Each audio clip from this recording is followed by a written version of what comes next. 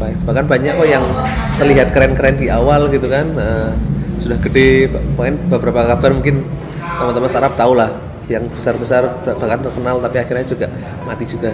Buat Sobat Bisnis Hack yang baru menonton channel ini, bisa klik like, subscribe, dan nyalakan notifikasi yang di bawah untuk dapatkan informasi video terupdate seputar bisnis. Selamat Kaizen dan selamat datang di channel YouTube Bisnis Hack.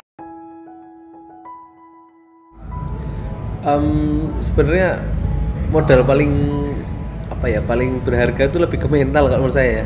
Soalnya misalkan modal dalam bentuk dana itu ngikut kok sebenarnya di sambil jalan itu.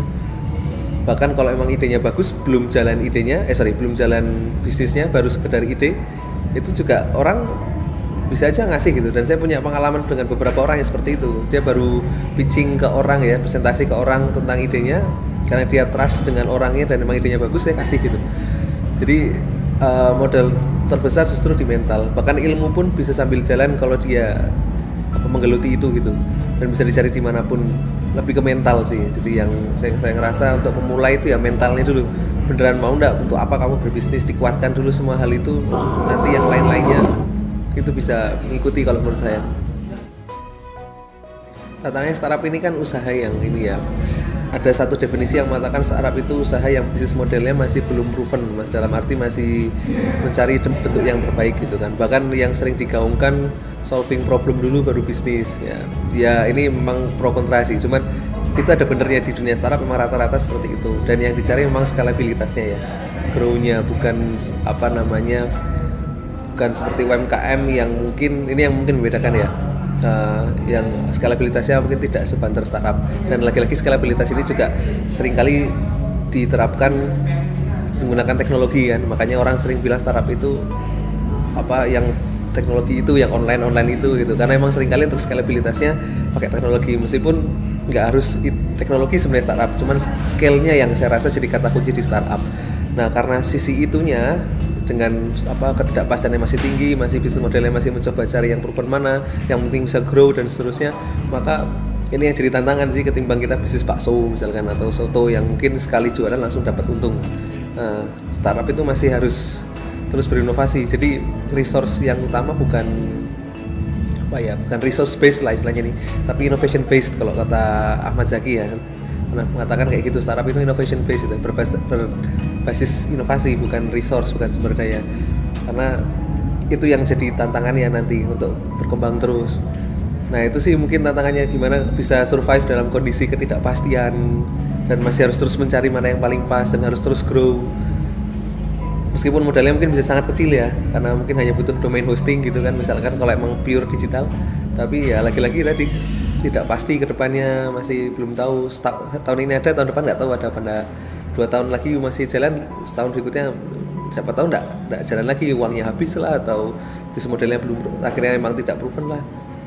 Banyak hal yang kayak gitu yang harus disiapkan, maka mental lagi-lagi jadi penting. Itu sih tantangannya.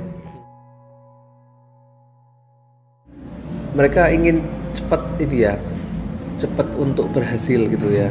Mereka tidak sabar untuk terus berjuang, dan konsistensinya juga seringkali tidak bagus lah ya anak-anak yang di awal itu. Tapi saya tidak mengatakan semua sih, cuman memang secara data begitu ternyata. Dari Forbes juga bilang 9 dari 10 startup itu gagal di tahun-tahun pertama. Jadi memang ya begitulah adanya data mengatakan seperti itu juga gitu.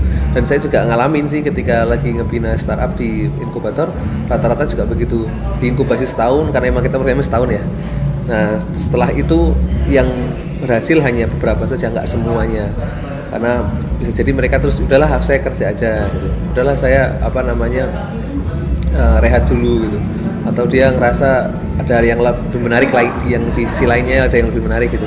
Jadi itu sih yang jadi tantangan orang-orang startup di awal ya. Dan ini mungkin bisa jadi evaluasi buat kita semua lah. Seringkali Indonesia mengatakan kita sudah banyak startup yang diterbitkan, bahkan dalam waktu lebih singkat dibandingkan negara lain kita sudah dapat mencapai segitu banyak startup. Cuman yang jadi pertanyaan bukan itu sebenarnya, yang berapa yang kemudian bertahan, itu yang jadi pertanyaan. Kalau bikin doang mah mungkin emang lebih mudah gitu, beride, di-publish di website, jadi landing page gitu ya, oke lah bisa dikatakan launching mungkin. Cuman setelah itu berapa yang survive. Bahkan banyak kok yang terlihat keren-keren di awal gitu kan, sudah gede, mungkin beberapa kabar mungkin teman-teman startup tahu lah, yang besar-besar bahkan terkenal tapi akhirnya juga mati juga. Jadi itu sih mungkin, terus istiqomah sabar untuk menanti hasilnya dan tidak ragu untuk kemudian pivot ya, ganti itu nggak masalah sebenarnya. Yang penting tetap istiqomah untuk menjalankan bisnis ini yang jadi tantangan sih. Yang harusnya teman-teman startup punya ini, lagi-lagi mental kan ini ya, mental untuk tetap sabar, terus berinovasi, nggak mudah nyerah, gitu sih.